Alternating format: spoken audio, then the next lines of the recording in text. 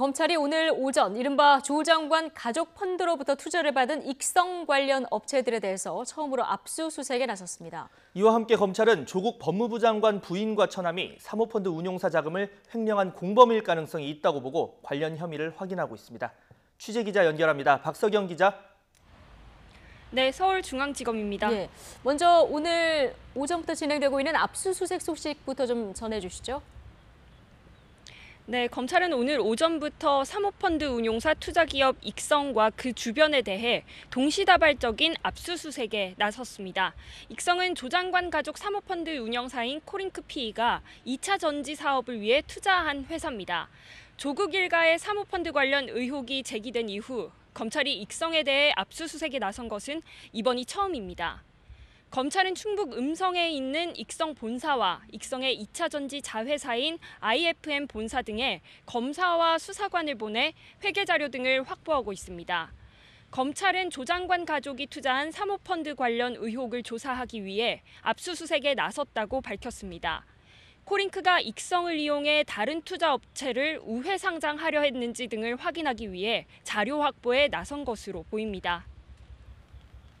자, 이와 함께 검찰은 이 조 장관 부인이죠. 정경심 교수와 또 동생이 사모펀드 운용사 자금을 횡령할 공범일 가능성도 있다고 보고 있죠. 네, 검찰은 정경심 교수와 동생의 횡령 공범 가능성도 수사하고 있습니다. 검찰은 두 사람이 조 장관 오촌 조카 조모 씨로부터 10억여 원을 받은 정황을 포착했습니다.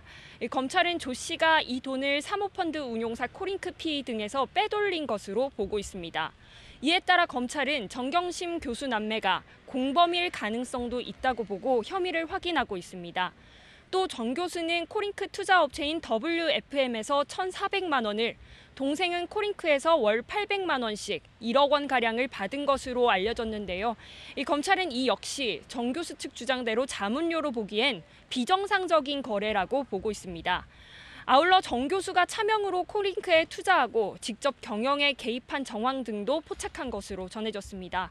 이에 따라 자본시장법과 공직자윤리법 위반 혐의를 적용하는 방안을 검토할 것으로 보입니다. 네, 조 장관 조카는 이미 구속이 됐고 검찰이 이제 부인 정 교수를 직접 겨냥하고 있는데요. 정 교수의 검찰 소환 조사도 지금 임박한 분위기죠. 네, 조국 일과 관련 의혹에서 정 교수가 관여한 여러 정황들이 포착되면서 소환도 가까워졌다는 관측입니다. 정 교수 소환 시기와 방식을 고심하고 있는 검찰은 공식적으로는 부인하고 있지만 정 교수 측 변호인단과 조율하고 있는 것으로 보입니다.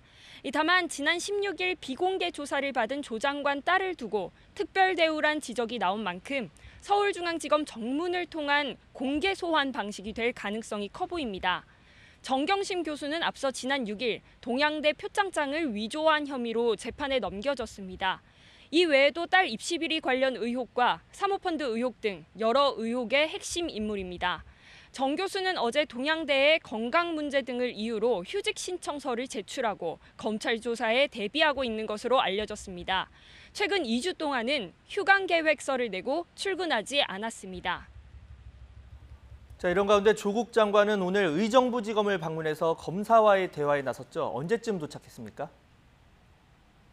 네, 조 장관은 1시간 전인 10시 50분쯤 의정부지검에 도착했습니다.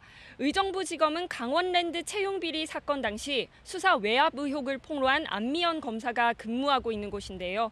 이곳에서 일선 검사들과 직원들을 만나 식사하며 대화하는 시간을 가질 예정입니다. 이 자리에는 간부급 검사 대신 주로 젊은 평검사들이 참석합니다.